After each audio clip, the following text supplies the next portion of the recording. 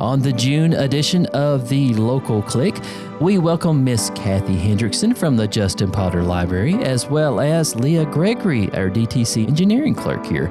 And Justin is back with lots of tech news, as well as some translation of jargon that we need his help with. And we might even talk about the Smithville Fiddlers Jamboree, so stay tuned. Learn more about fun local events and interesting people throughout the heart of Middle Tennessee, with a dash of everyday tech talk thrown in for good measure. The Local Click starts now. Welcome to the Local Click. The Local Click is the technology-based podcast brought to you by DTC Communications each and every month, where we talk all things technology and local people. And as always, I have Justin Malden with me here today, my co-host. Justin, how's it going today? I'm doing very, very well, Nick. How are you? I'm doing great. Appreciate you being back with us. You must be a glutton for punishment. We haven't run you off in 3 years. That's pretty good.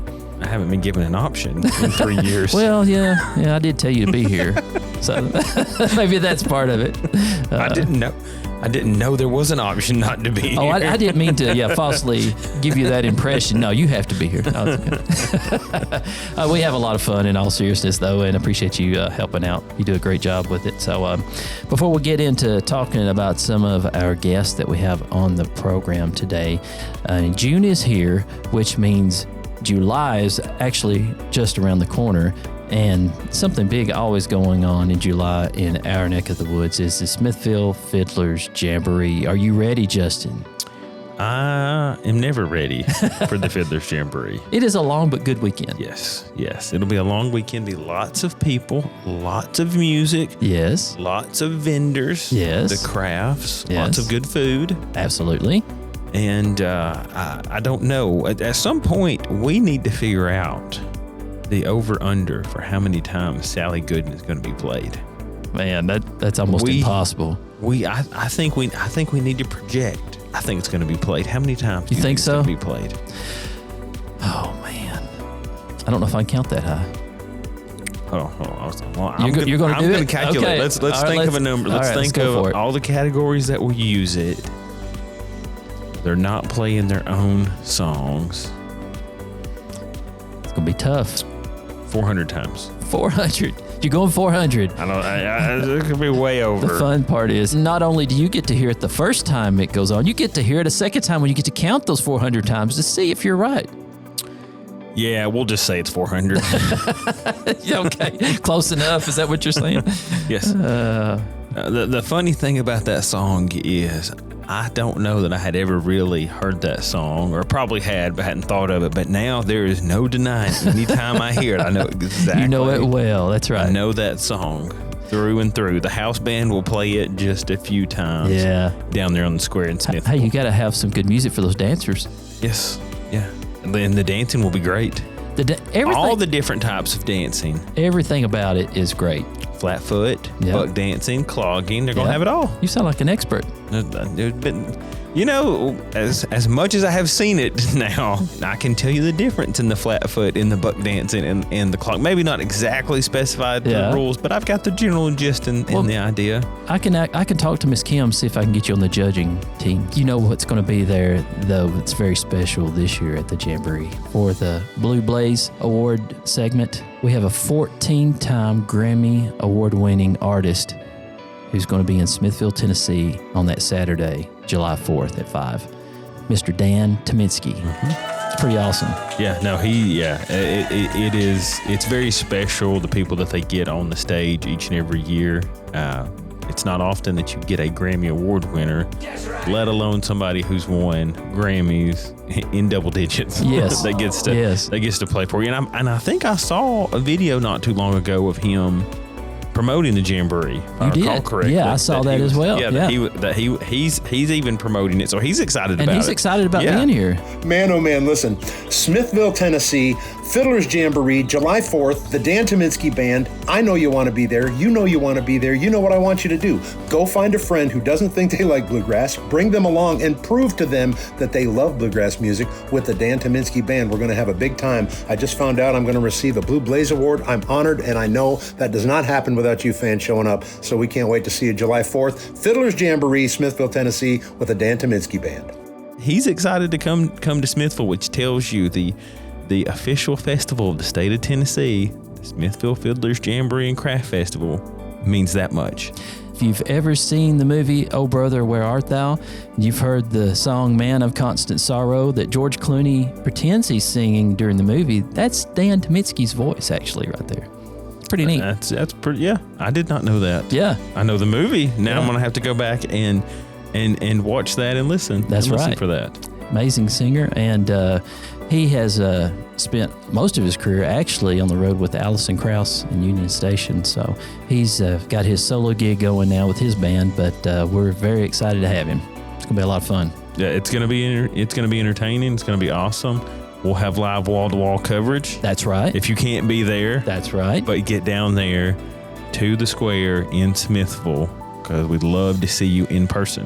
What we'll say is for those times you can't be there, because we know you're going to be there, but you can't stay the whole time. Maybe for those times you can't be there, you can go to dtc3.tv and you can watch all the action there, or on our YouTube channel even. So, and of course on DTC TV on Channel 3 for our DTC TV customers. So there's lots of ways you can stay in touch with the Jamboree this year, as always, and we hope to see you down there. It's going to be a lot of fun. In just a few moments, we're going to continue our speaking with DTC employees as we celebrate 75 years of service, and we'll have Miss Leah Gregory here, the engineering clerk at DTC. One of those behind-the-scenes people that you don't know how important of a role in a job That's exactly right. that Leah has as an engineering clerk. And in order for you, if you are a customer, to have our service, she plays a vital role in making sure that you have service. Yep. You're going to really get to learn kind of what she does a little bit behind the scenes and what it takes to get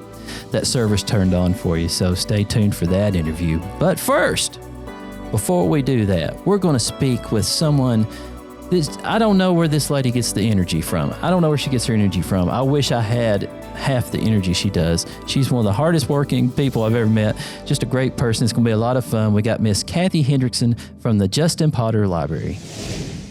Thank you so much, Miss Kathy, for being with us today. Well, Nick, thanks for having me. I always enjoy DTC is always great to us. Well, we try to do our part, when we can. So, one thing I know you've got plenty to talk about, because there's always something going on at Justin Potter, right? Most of the time. We're pretty busy, yes. So before we dig into the nitty gritty on some of the all things library type things, tell us more about yourself. There's probably a lot of people that recognize you and know the name, but may not know a lot about you personally. Tell us about yourself and your family and your ties to DeKalb County. I was born and raised in DeKalb County. I was born people born in the 50s and 60s were born at Van Hoosier Hospital Clinic, which is Love Cantrell Funeral Home now. Oh, really? Oh, yes. So, yeah. One and the same. Yeah, one of those Van Hoosier babies there. Okay. Yeah. And I went to school in DeKalb County, graduated from DeKalb County High School in 71. Married my high school sweetheart. We've been married 53 years in June. Oh, wow. We have one son, and we have 2 grandchildren. One's 10 and one's graduating from Tech in the fall. So, and I have 4 step-grandchildren and 4 great step-grandchildren. So, big family. I have been a member of Bright Hill Church for 58 years since I was 14. So, like I say, raised here. I went to school a little while in Illinois, maybe 1 year. But I like the South. I love living here. So, yeah, back home. Very strong ties to the area then. Yes. That's great. I always like to kind of dig deep into what makes a person tick as far as what they do for a living, what they love to do. Now, you are a librarian extraordinaire, I will call it. Well, I don't know. I try. But there has to be some early memories as far as reading or books you like to read, growing up that made you maybe want to go down this career path. As plus, current things you like to read. Kind of tell us more about some of those interests, if you would. Well, reading probably started in high school. My husband was a reader, and he got his love of reading from one of his high school teachers, Miss Maddie Franklin Cheatham. Okay. And he was in a book club, and so he got me started reading. And the first books, I guess, besides what you had to read in school, had to read the classics and, all of that. What you had to read. Yeah. What you had to read. But I enjoyed them. Yeah. But the James Bond books, the Ian Fleming books, so I started reading those and books like that. And then Later on, of course, out of high school, I was an avid reader. I loved to read all different kinds of books, from James Patterson to Danielle Steele, Nicholas Sparks, making all the sad movies, and there's books like that. There's so many good authors. My favorite book, I guess, when I started at the library in 2000 was the book Harry Potter came out. Oh, yeah. I love those books. Yeah. I guess that was my favorite books to read. Okay. A lot of adults were reading those books, more than actually the young people were reading them. So there's just books that sometimes just it takes one book to get somebody hooked on reading. Yeah. So and when you read that first one in a series, a lot of times you're hooked for whatever comes out past that. And you don't want them to end, exactly. But they do. Yeah. You just said you started in 2000, I think. In 2000. Tell us about your beginnings, and as well as kind of what a typical day looks like. Well, if you'd have told me probably when out of high school that I was going to be a librarian or be the director of a library, I would have thought, no, that's not. So you never would have thought that. No, I never would have thought that. I was coming into the library and reading quite a bit, and at the time, June Vaughn, she was the library director. There's only been 4 library directors in the history of Justin Potter Library. It was built in '67, and June was the first one when the library was built, and then Miss Ivadale Spann. Everybody remembers Miss Ivadale. Yeah. She was there for a long time, and then June came back in the early '90s, and then she left in 2004 after the addition was built on. Okay. That was her dream for the addition. And then Kathy Winchester took over, and I took over as director in 2007. Okay. So, and I've been director ever since. So, wow. That's a long time. It is. And it depends on what I do. Like this morning I came in, I'm the first one there, so I open the library, I turn everything on. And if the custodian hasn't been there, I usually clean the library. I vacuumed and dusted and cleaned the front door and clean the bathrooms. Other duties as assigned, we like to say sometimes. All of those things. Sometimes I'm out there weeding, and I meet a lot of nice people while I'm out there weeding. I could weed every day, but I don't. But a lot of people to stop by and talk to me and carry on a conversation. So you kind of get outside the library. Sometimes you have to go outside. Yeah. Yep. You don't think about meeting people that way. That's a good way. That's a good way to put it. You got to mingle a little bit. Mingle a little bit. You've got to get outside. You got to take the library outside the library. Right. And so we do a lot of that. Of course, I'm on the chamber board. I'm president of the chamber board. So once a month, I'm have a meeting there. I'm on the DeKalb Prevention Coalition board. I'm vice president. So I'm attending those meetings. I attend the DeKalb Emergency Planning meeting. That's probably every 3 months or something like that, every quarter. Yeah. And then other meetings in between. I'm always, sometimes I'll have phone calls like I'm going back today. I'm getting the back room cleaned out because we're going to have the carpets and the floors cleaned. So everything has to be moved around. As a director, that's some of the things you have to do. A lot of people just don't realize come with the territory. You have to do a little bit of everything. Yeah. And then, of course, I'm doing reports different times of the year for the state and the government. And so we do training. I have to have 25 hours of continuing education every year, as do my staff. They have to have so many hours. Starting in March, sending letters out to the businesses and organizations about our Older Americans Day celebration, That's right. 46 years last week. Really? Yeah. So we had about 160 people, and that was counting our vendors last week.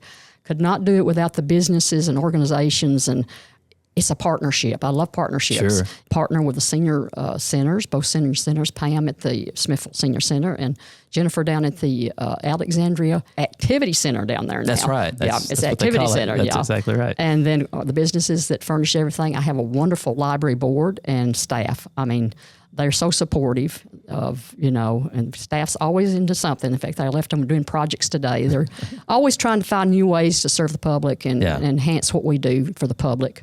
We also do the Literacy Night at Northside. We do that once a year. And we go to the Head Start. They have their open house. I started story times back at the elementary school. So we try to get out into the community and kind of spread the word of what we do. Spread the word. That's and all the services that we have to offer. I think the library is a hub of the community. Yeah. I mean, we really are, because especially in rural and small communities like ours, I don't know of a place that you could go and do faxes, copies, prints. We are a notary. We have 2 notaries there, myself and Wendy Crotty are notaries. We do interlibrary loans. That's where we borrow books. If we don't have the book in the library and somebody needs something, and we really don't want to buy just one book if it's just one person going to read it because we're so small. We'd love to be able to do that, but we can't. So we borrow from other libraries and they borrow from us. Okay. Yeah, and it's a free courier service that we have. We also have the tax forms during the tax year. I think that we're the only place in town that carries the tax forms. See, that's convenient too. Yeah. And they only send us so many. They only send the 1040s. So, that's the only thing we can get. So get them quick if you need them. That's and then we have scanned email. And then we set up during COVID, we set up an email where that they could send directly to us off their phones or whatever, and we would print it for them.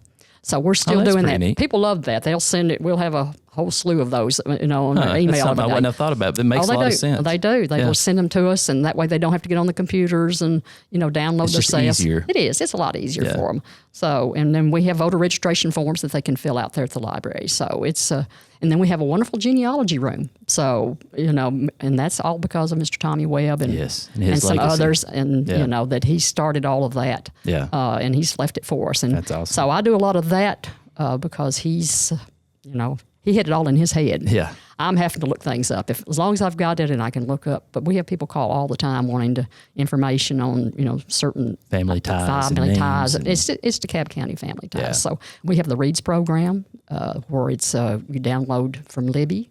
It's free audiobooks and ebooks. Oh, that's pretty neat. Yep, and that's through the state. And a lot of people, I don't think, realize some of these things that you're saying, that these resources are just there for the taking. It is, and we have about 1,500 downloads a month, and and that counts toward our circulation. Yeah. There's a lot of people that maybe can't get out of the house, or are homebound or sick, and this is just a way that they can have access to it at home and don't have to leave their home. So, if you've never been inside Justin Potter Library before, tell us kind of how the layout is and where everything is as you walk in there. Well, as you come in the front door, of course, the registration desk or the circulation desk is right in front of you. Okay. And on the right side, we have 6 computers, desktops for people to use. Of course, we have Wi-Fi 24/7. Right. Okay. That's good to know. And then if you look further past that, we have our fiction books that's out on the outer walls. We have our movies straight ahead on the racks. We are a video store almost. I think we're one-stop shopping. We have everything but food, and we serve that probably during our Older Americans Day, and that's over at the county complex. So, but and then you go on past that, and you have the children's section. Is if you go into the add-on where we added on several years ago. You go into the big bright room with a tall ceiling, and on the right is the children's books, the easy books and the juvenile books and the graphic novels for juveniles, and then straight ahead is our young adults. And to the left, is our restrooms, and we have a card catalog just before you turn to go into the restrooms. And then in the new room on the left is Mr. Webb's. It's called the Thomas Webb Genealogy Room. It's actually named after. Yeah, it is, and he was not very happy about it. Yeah. But he accepted it. Yeah, he reluctantly accepted. He reluctantly accepted it, and of course. Everything's online now, the census books, but there's a lot of things that are not, and that's Mr. Webb's files. Right. And so it's just a wealth of information that he's left for us. And I'm sure if someone comes in and they got a specific thing they're looking for, you've helped me. I know the reason I bring this up is I'm sure it's just a question away, right? Don't feel like you can't come in. If you don't know where to start, you can ask anyone there at the library, and I'm sure they'll be glad to help, right? The staff is willing to help, and if not, I've been there a lot longer, so sometimes they'll ask me, and I might know something, you know. Of course, we have the microfilm. We have all the Smithville reviews and some other things on microfilm that they can use. Microfilm reader we have there, so they can use that. We have Mr. Webb's books. He's written several books, the Bicentennial History, which people still ask about, but it's out of print. But they can check out a copy of it at the library, especially new people coming into the county. They want to learn a little bit about the county and what's going on and why it started, so they can check that out and find out some information on that. Dig deeper kind of thing. Yeah, get into that. But we have so many things going on, and especially summer readings coming up. Well, that was one of the things I really wanted to ask you about. I want to know more about the summer reading program. It's such a big thing that you do every year. So, summer reading, we'll start it in June, and what they do is they come in, and we have in fact, I made up the goodie bags last week. They get a bookmark, and they get a pencil, and then they get a reading log. Okay. So they come in, and they're either a reader or a listener. And they sign up. That's where the parents read to them, or maybe siblings might read to their younger siblings, which is great if you can get them to do that. Yeah, sure. And so they just set a goal of how many books they want to read, and then they keep up with them on the list. We have programs every Thursday in June at 2:00 at the county complex. We have science guys, and we have the park rangers, and we have a magician, and at the very end we have this Nashville Zoo. And then the kids, they will get a goodie bag. They'll get their reading certificate, and they'll get items in their goodie bag. They'll get a little backpack. It's dinosaur themed this year. That'll be fun. Unearth a story this year. So they'll get a little drawstring bag. It's a nylon bag, and they get some goodies in there. They'll get some coupons from different fast food places. Kids, they've got to love this. They did, and they get a free book. So there you go. They get a free book at the end. So it's just a wonderful time. We just want children to continue their reading. They have to be proficient in reading by 3rd grade. Yeah. And so we want to encourage that, and we thank the parents and grandparents for bringing the kids in and just instilling, reading in them. When I started 26 years ago, the young people that were coming in that with their young children at that time are now grandparents. That's right. And they're bringing, their grandchildren in, and those children that they had at that time are bringing their children in. So I've watched a whole life cycle go through in 26 years. Isn't it amazing how it sticks too? That a lot of times it is, and people become like family. There's people coming in that's been coming in 26 years. I love that. And you talk to them about their family and just grandchildren, or you get interested and have a real connection with these people after that long. You get invested in their life. That's exactly right. You talked about some of the events, but I know you have other events that you're involved with, especially ones that are maybe centered around different holidays and things like that. Well, Can you tell us about some of those? I do a story time once a month, and that's for the preschool children. In October, we have the Smithville Boo Bash. And so that's where children can come downtown. They block off the streets. They can come downtown with their parents, and they they have a safe environment to trick or treat. Right. So they go all the businesses in town and get candy, and we usually give out candy, and then we also give out the little glow-in-the-dark bracelets to the kids every year. Yeah. So they have those, and so we have probably 700 to 1,000 kids come in, buy a lot of candy. That is a lot. It's a lot of candy buying. Wow. Yeah. Yeah. And then at Christmas time, which is usually the first Saturday in December, is they have the Christmas parade, and then after that they have the Christmas on the Square. And so we always have Santa every year. And the kids get to sit in Santa's lap and tell him what they want for Christmas, and he'll give them a candy cane, and then we give them a Christmas craft to take home with them. Okay. Then we have book signings, local authors sometimes we have that. And we don't have computer classes anymore, but we do a lot of the staff does a lot of one-on-one with people. That was going to be one of my questions. You guys do kind of help with technology a little bit when needed. People need to learn, they want to learn how to download a book from the Reads program, and so the staff is there to help them, show them that, walk them through it, or how to send an email to our email so we could print out for them. So we do a lot of one-on-one instead of computer classes. Instead of a big group. They're one-on-one. They want to learn just how to do certain things, and so the staff can help them do certain things on the how to get into something. But internet is such an important part of integral in our lives now. Sure.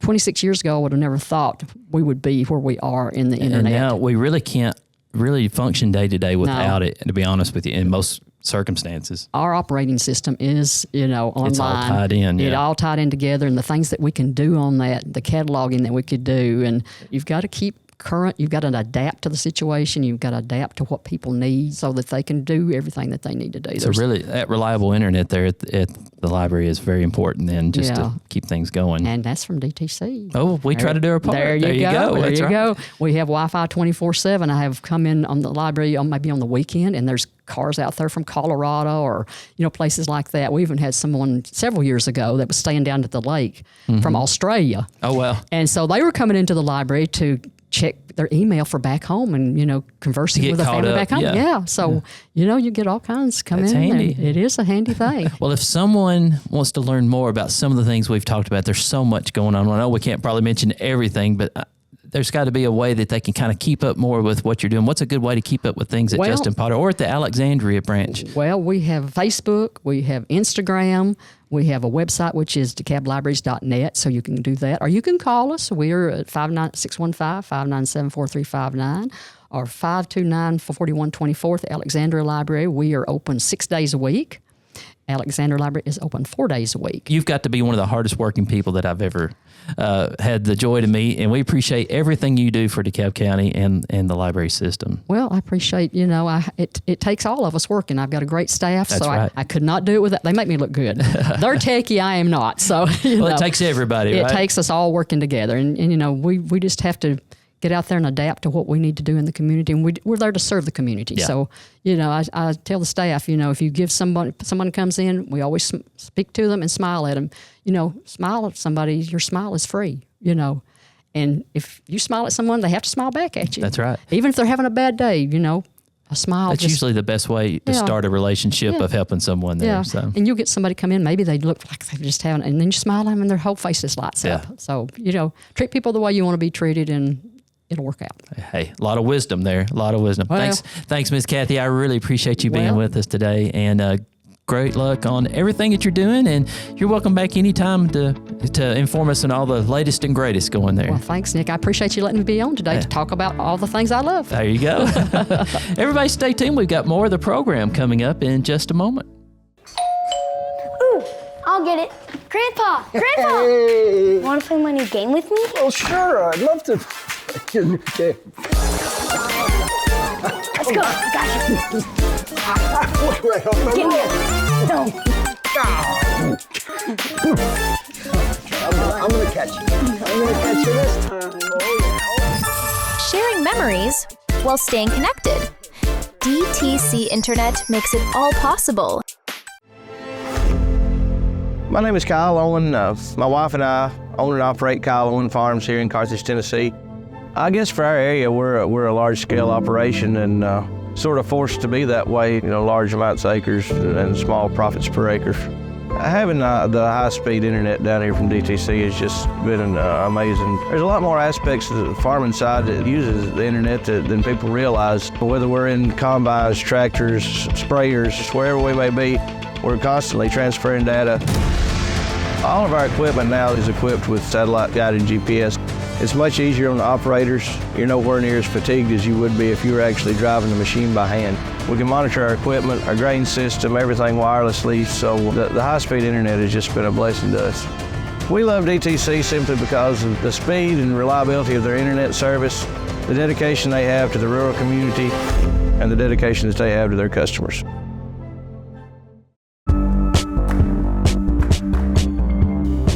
I'm going to give the microphone over to Justin right now for our segment called The Tech Translator. Nick, you have probably heard someone say, man, our internet is just so slow because of our bandwidth. And I think a lot of people go, yeah, it's your bandwidth. Yeah, your bandwidth. That's what it is. But I'm not so confident that everybody knows what bandwidth actually is, because I think people get confused between bandwidth and speed and different things. That's a valid point. I want to try to simplify this for you. Okay.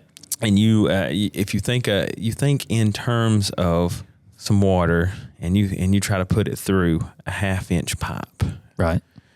Is that water going to be restricted in its flow?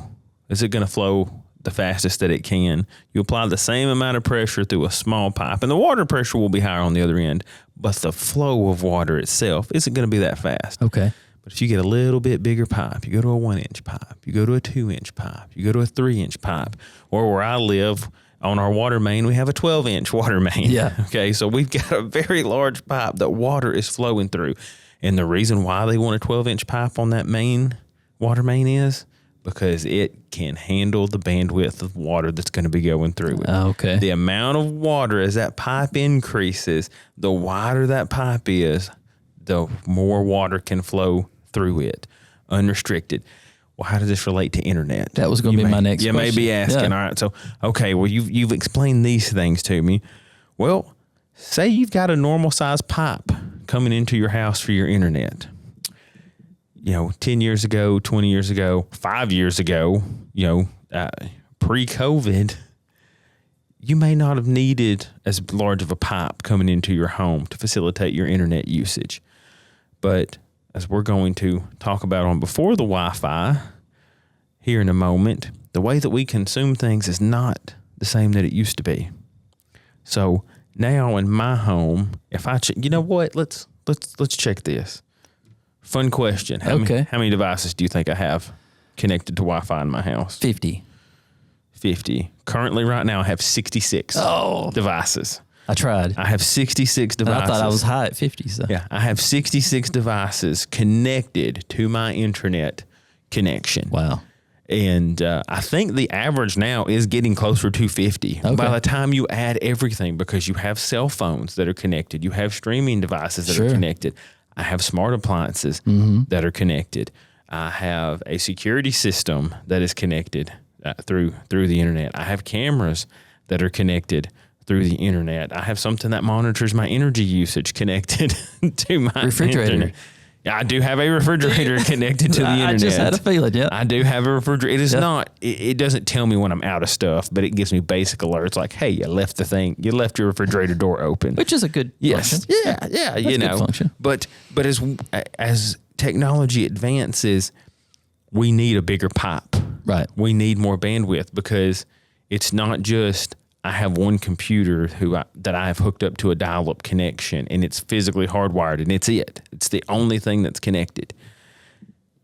We've had, as we've talked about these 75 years, and we've had different employees talk about the progression in internet speed and bandwidth, and how we thought when we went to 10 meg lines, that's it. Yep. We broke through. We're good. We'll never need anything faster.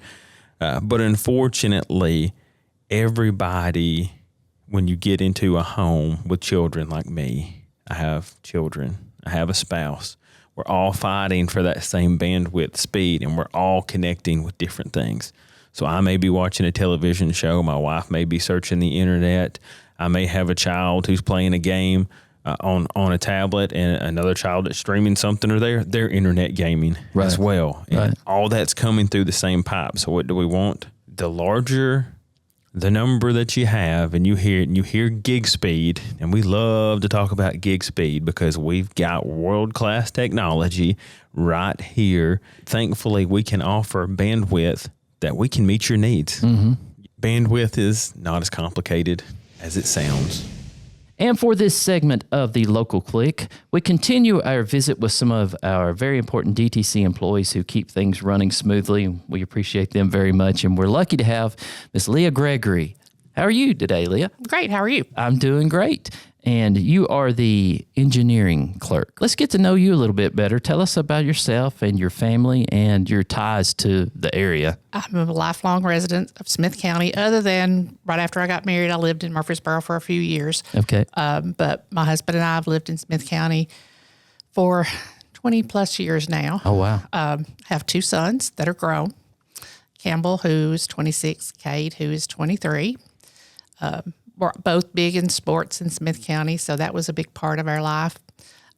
They now each have their own business and are out doing their own thing. They've graduated college and still living at home, but doing their own thing now. My husband works in the healthcare industry in Murfreesboro, travels some. But all of our family is in the Smith County area, so that's home to us. Of course, my husband's family, they grew up in the sale barn in Carthage. That's his family ran that for years and years. So that was a big part of our life. So everybody knows them, I'm sure. Pretty much, yeah. So how long have you been at DTC, and what made you interested originally in working for a cooperative? I am working on my 22nd year. In June, I'll be here 22 years. I grew up in Gordonsville. We had DTC service my whole life. After I graduated high school, never crossed my mind to go to DTC. I don't know, just didn't think about it. I went to Nashville and worked, drove back and forth for a while, realized that was not what I wanted to do for the rest of my life. Came back home, got into banking. I worked in banking for 16 years. Oh, wow. Okay. So after I got married, had my first child, I decided to stay home for a few years. So I stayed home, got ready to go back to work, and I was like, I don't want to go back to Nashville. I want something local so I can be close. And I thought about DTC. I knew several people that worked here, a prime place to work. But I thought that would fit me well, being close to home and, a good place to work, a good family-oriented place. Talk about some of the different positions that you've held while you've been here, because you've been here for quite a while. And then talk about your current position too. At the time, we had DTC Wireless. So I started in the wireless department. Okay. And that was very interesting. Completely nothing like what I had ever done before being in banking. It was completely different. But I had a lot of good mentors that I worked with, and it was a fun place. We all had a good time. I then transitioned out of that into customer service, worked in customer service doing residential news services. So if you came in to get service with us, I could be one of the ones that you would talk with. From there, DTC decided to bring their tech support in-house. We were using a third-party outsourcing at the time, and they decided to bring it in-house. Okay. And myself and 2 others were chosen to start that department. So we started tech support. It eventually became part of DTC dispatch, what we call TCC, but it's dispatch, tech support, that sort of thing, troubleshooting. So it all kind of got rolled into one. But I worked in that department probably maybe 10 years, and the position in the engineering department opened up. So I've been there since March of 2021. Okay. And that's where I'll probably spend the rest of my days. Oh, good. I'm getting close to retirement. Oh, well, that's awesome. In June, it will be 22 years. What does a typical day in the life of an engineering clerk consist of? I know there's some days that probably are not typical, Not right? typical. But Most days, there's two clerks in the department. Okay. That's when a customer comes in, applies for service. The order is taken. It then comes to our stage. If it's never had service before, we determine, of course, now it's what fiber strand. It used to be what cable pair and Right. when we were on copper, but that's all changed now, so it's fiber. We determine what fiber strand, what remote the services are going to work out of, what splitter port, what kind of ONT they use. When the techs are out building the fiber in the field, they actually made a spreadsheet for us that says this address will be using this fiber strand, and it's going to be working out of this remote.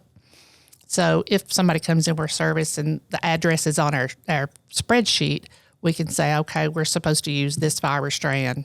So you kind of know sort of, yes. what connection to make for that what remote person. it's going to work out of, what services are available based on that, whether you can get multi-gig or whatever.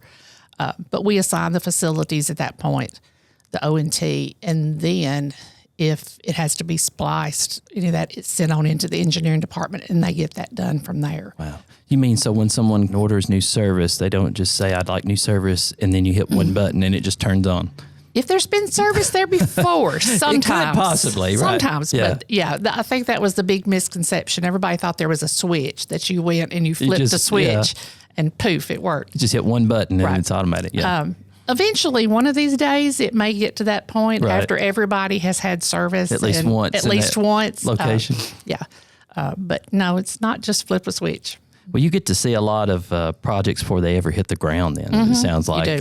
What does that make you feel like to watch that map go for someone that's going from, previously underserved or not Right, served not at at all, all. really? Yeah. And then all of a sudden, here they are having really some of the fastest technology Yeah. available in the country. There's an area in Smith County that I'm familiar with. I go to church there, and it was a dead zone.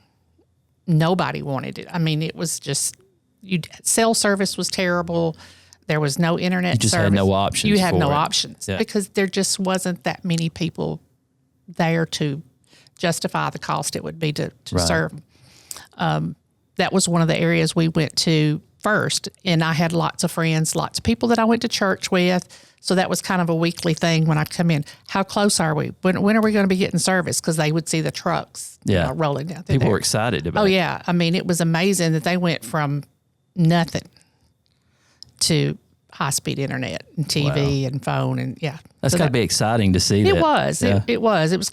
I was kind of their hero for it, even though I had absolutely nothing to do with it. Well, you kind of had a part in, I gave them. I kept them up to date. That's right. That's about all I did. But yeah, We have a segment here on our podcast called the Tech Translator, where we try to take some kind of phrase or acronym that sounds like some foreign language and basically break it down to a language that, normal people can understand. Yeah. Do you have any kind of terms like that you deal with every day? we talk about ONTs and we talk about fiber strands and splitter ports and GPONs and all that stuff. And so you got a few. do I know what all the technical terms are? No, but I know what they are, what they do.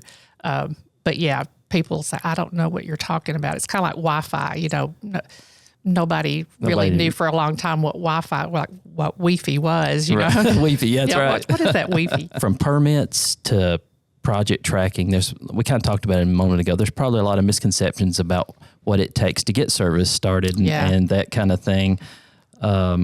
What's a common misconception that people may have about getting started with service from your side of it? From the aspect of going into a new area. Like if we're building service to a new area, you can't just go and say, we're going to put service here. I mean, there's lots of regulations. There's lots of permits. That's right. I mean, that's probably one of the biggest holdups is getting all the permits and the approvals. It's not before just you can ever start scratching the dirt. putting the line there. No, There's other things way before that. Yeah. I mean, one prime example, we did an area in Smith County that's over by the lake, and it runs across the Corps of Engineers property. You don't just go put up poles. Even if there's poles there, you just don't go string your lines on their poles. You have to have permits. And I mean, that was a big undertaking. A lot of approvals. Lots of approvals. Emails, phone calls. Yes. Follow-ups. Yes. Took a while to get some of that done. So DTC is celebrating, as you know, 75 years this year, which is a pretty big milestone for sure. What are some of the drastic technology changes that you've seen, especially as far as how you deal with keeping up with records and maps and that sort of thing? Of course, we've been computerized the whole time that I've been here, but everything now is mapped. Every line, every pole that we have is mapped like and has thousands and thousands of miles of connections. The engineers, not me personally, but the engineers can go in there and say, this customer service works off a pole number so-and-so. If you've ever noticed on the poles, there's little stickers on it with numbers. Oh, okay, yeah. There's a route number and a pole number. So that's how they keep up with that like you specific connection. could give an installer a route and pole number, and they could take you right to the location. Oh, wow. Yeah. So that's how they know where services work out of, more so than street addresses. But yeah. But can you imagine literally going from no options to all of a sudden, now you can stream, movies, live TV. You can use the internet. You can do big downloads. You can, It's life changing. I mean, a lot of people, especially during COVID, we immediately saw an increase of people needing service yesterday because they were being sent home. Working from home. Yeah. So we did lots. I said I worked probably some of the longest hours I've ever worked from home, but we were trying to get people installed and as fast as possible in the safest manner possible. So it was interesting. But you survived it. We made it. Yeah, that's right. We did it. Well, we appreciate all those hard hours too, because I know that was not easy and it was very stressful too. But let's take a break from some of the hard questions. It's time for a fun question. Okay. Hypothetical, of course. Okay. If you could take a month out and do some engineer clerking in another place in the world that, they just need fiber. It could be a beautiful place. It could be a place you've always wanted to visit. Where would you go for a month and try to help them out? I mean, I've traveled some, and I've never been to Greece. I would love to go to Greece. Yeah. The pictures I've seen are beautiful. Yeah. But yeah, I think I'd like to go to Greece and spend a month. Maybe I could work poolside or, you know, overlooking a beautiful ocean. All you need is a laptop, All right? I need is a laptop and a telephone. Absolutely. Yeah, I'll see if I can talk to some folks here and see if we can't work that out. Send you out there for about a month or so, maybe, nice. Just to make sure connections are good. Yeah. That would work.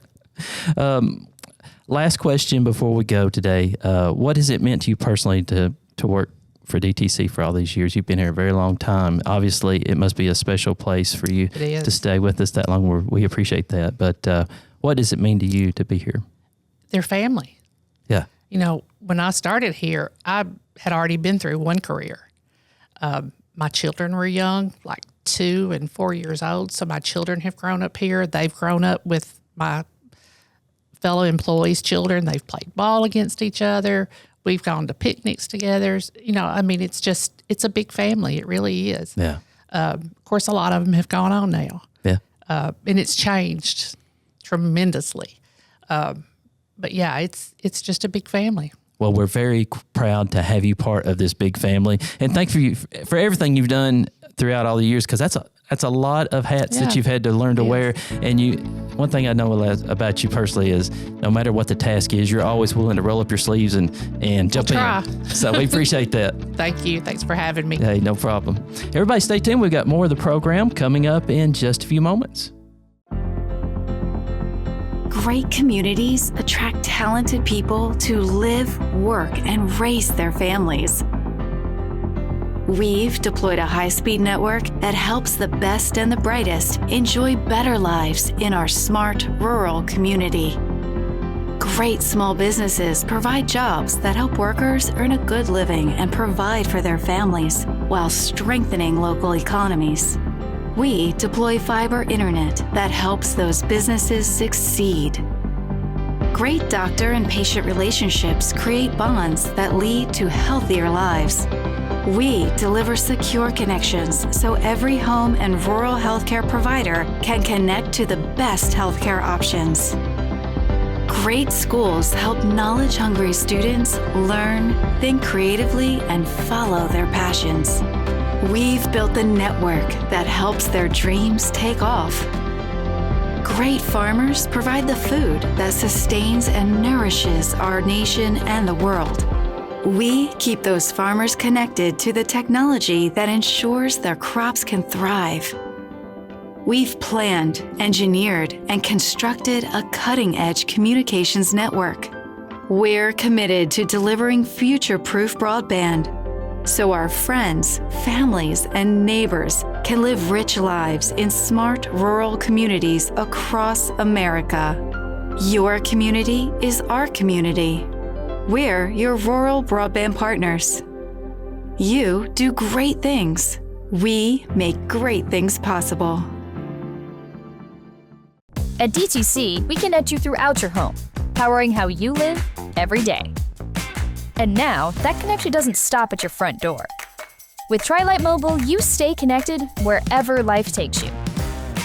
At home or on the go, it all works together. Because today, connection isn't just something you have, it's something you rely on. DTC Internet and Tri-Lite Mobile. Stay connected wherever you go.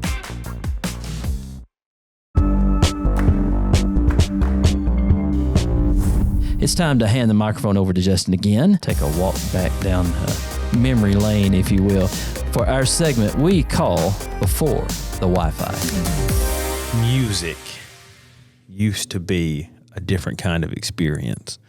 It wasn't just a digital experience. True. It was a physical experience. Right. Right. You owned the media. You held it in your hands. You got to fight with it. The good old days. You got to flip it over. Right. And then you got to store it, and hopefully you stored it properly and didn't ruin it. Okay. So the format that you used to listen to music in would tell a lot about the era that you were in. So for me, personally, I do remember cassettes, but mostly when I hit my teenage years and stuff, we were CDs. Yeah. Right. We had the jewel case CDs, and we had Walkmans and things of that nature. But before the cassettes, there were other things. And so I'm going to ask you, what did you listen to in your childhood? What about 8-tracks? Did you ever have a vehicle with an 8-track in it? Technically, I did. So going back even further than 8-tracks, what came before 8-tracks? Remember the primary records? Yep, vinyl. Right? Vinyl records. You would play that record, and when it got to the end, what'd you do? Flip it. You flipped it over, right? And then what'd you do with 8-tracks and cassettes? Yep.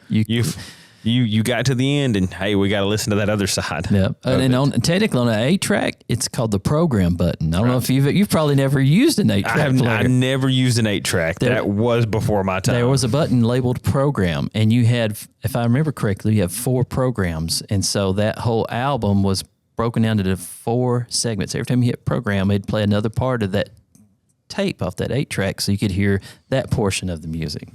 And by the way, if that song was in the middle of a long segment and it was running out of space on that program before it went to the next program, it would fade out in the middle of the song. You'd hit program where it would click itself, and then it would fade back up where you left off. Yeah, that is actually in my notes. Is it's it really? something that I had, that they were infamous for fading out a song mid-chorus to switch tracks, That's true. which drove people crazy. So if you're listening to Freebird on an 8-track, you can almost guarantee you're probably not going to get the entire There's song. no way you're getting through the full, full rendition of Freebird. So I was CDs, but then even after CDs, MP3 players. I saw a buddy of mine on social media who still uses an Apple iPod. Really? And they took a picture of the song they were listening to. But you think about the experience of physical media in that regard. You listened to the whole album because now with CDs it changed because you could skip tracks. Sure. But you couldn't just skip to the next track that you wanted. You listened to an entire album. That was part of the experience. You went through the whole thing. Skipping wasn't convenient. It meant more then because you had to put a little bit more effort and work into it. I would totally agree with that. Before the Wi-Fi, we had a whole different experience with music. Now it's time, though, to figure out what have we missed in the previous month as far as technology. I'm going to let you take it over again for Tech News Roundup. Elon Musk has been involved in actually a lawsuit with OpenAI. And so OpenAI is ChatGPT. Right. And a lot of people don't know that Elon Musk was actually part of the board of OpenAI years ago. But OpenAI was initially founded as a nonprofit, and they shifted and became a for-profit entity. And he's actually part of a lawsuit trying to return them back to that status. Okay. And unfortunately, he lost the lawsuit, and he lost it on a standings ruling that you did not. This was not timely filed, and so it wasn't dismissed on what would be considered the merits, or the arguments of it. It was more of a standing thing, and he says he's going to appeal it. But it's interesting. That he's going after that, which it could be because they are a competitor to his own company now with X or XAI. But that's been a very, very interesting case. You've seen a lot of other stuff going on AI-wise. Meta, who is responsible for WhatsApp and Facebook and Instagram, has shifted 7,000 employees strictly to AI development. Wow. So pretty significant chunk. But then also about the same time they did that, they're also laying off 8,000 employees. So it's interesting. We see the shift to AI and putting so much emphasis on AI, but then we've got a lot of people who are losing, because really that's 15,000 jobs that you shifted 7,000, you laid off 8,000. So there's 15,000 jobs that were being done that aren't anymore. Right. And it always raises the question, how many of those were related to AI? Sure. Because of AI. That's something here. Did you see recently the video of the Waymos in Nashville just driving around the cul-de-sac? I did not see it, but I did hear about it. So recently there was a video that went viral, especially here because it was in our area. So Waymo, which is owned by Alphabet, which used to be called Google, right, but Alphabet's the parent company now. They've launched autonomous taxis in the Nashville area. And this video went viral of they come to this cul-de-sac and it's like a takeover of them, and there's multiple that just start going in a circle around this neighborhood. And I say that because that's interesting, because it happened about the same time that Tesla announced that full self-driving they're going to attempt to have beta status removed, and it's going to be a full functional, component, feature, yes, of Tesla vehicles. Okay. Is this in response to Waymo? Because Waymo has it. Uber's got an offering that they're starting to roll out and test of autonomous vehicles. Now, Waymo does have fallback. If it gets into an odd situation, they can have somebody remotely control the vehicle. Oh, okay. With Tesla, with full self-driving, you're still supposed to be in the driver's seat. You're still supposed to pay attention, be aware of your surroundings, those kind of things. But we're to the point now where mass full self-driving, autonomous vehicles, self-driving cars is not science fiction.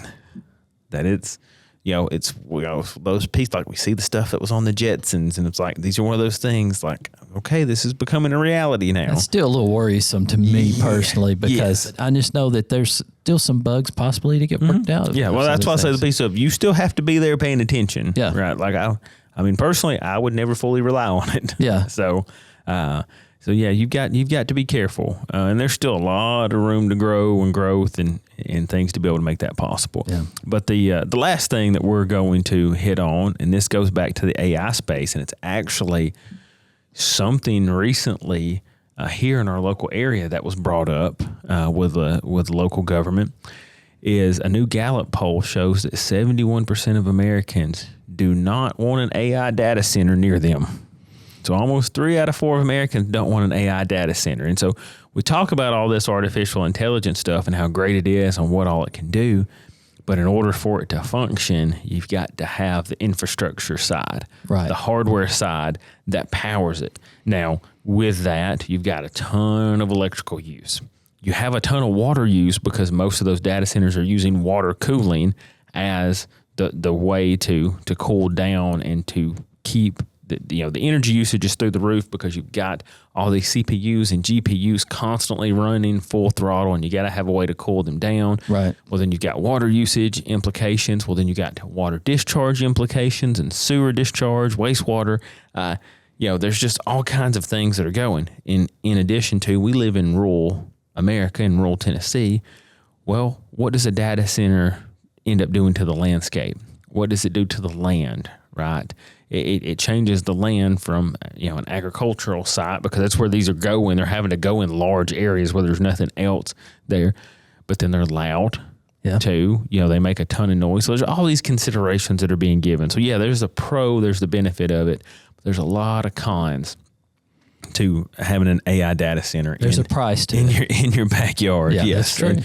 And again, that poll was very interesting, because there's been a lot of local governments in our area who have been looking specifically at how do we regulate AI data centers, because of where we're at, there's a lot of interest in putting them in rural areas. And then even our state legislature also passed some legislation about how, if there is an AI data center from the utility side, that data center can't negatively impact the other users on a utility network. So if you have an AI data center that comes in and it jacks up the electrical cost, or it jacks up the water cost, or things like that, they have to absorb that cost themselves instead of passing it on to everyone else. Yeah, so that makes sense. So there's some interesting things. So it's so that survey is interesting, but it has a real impact to you and me and our listeners and watchers as well. Yeah, no doubt. Stay tuned for what that's going to evolve into, because that's a very fluid situation. So. Well, thanks, Justin. I really appreciate the tech news, as well as the walk down memory lane before the Wi-Fi a moment ago. That was kind of in my wheelhouse. I appreciate that. And before we wrap up this episode completely, I do want to let you know where DTC will be for the month of June. Starting on June the 3rd, the Smith County Senior Day at the Ag Center in South Carthage. Then the very next day, on June 4th, the DeKalb Summer Reading Program, which we talked about a little bit on this program with Miss Kathy, and that'll be at the DeKalb Community Complex. On June the 22nd through the 27th, that's right, it's fair time. The DeKalb County Fair is back. On June the 25th, the Smith County Library program will be going on at the Event Center, and we will be there for that. And rounding it out is another fair, June 29th through July 4th, the Smith County Fair. So we hope you'll come to some of these events, and if you are there and you see us there, we hope you'll stop by and say hello. And on that note, that's going to do it for the month of June. Justin, appreciate you being here and for everything that you do for the program. Had a great one today. Hey, listen, it's a pleasure to be here, and it's a pleasure to be here with a great host who helps keep everything rolling for us. I appreciate that. And we thank Miss Kathy and Miss Leah for being here as well. And always, we thank you, the viewer and the listener, for being a part of this podcast every month. And we hope that you will join us next month when we have a brand new episode. But until then, We hope you have a wonderful June, and we'll see you very soon. Learn more about the show by visiting us online at thelocalclick.com. Also, be sure to subscribe to us on your favorite podcast or video platform so you won't miss our next episode of The Local Click. See you next month.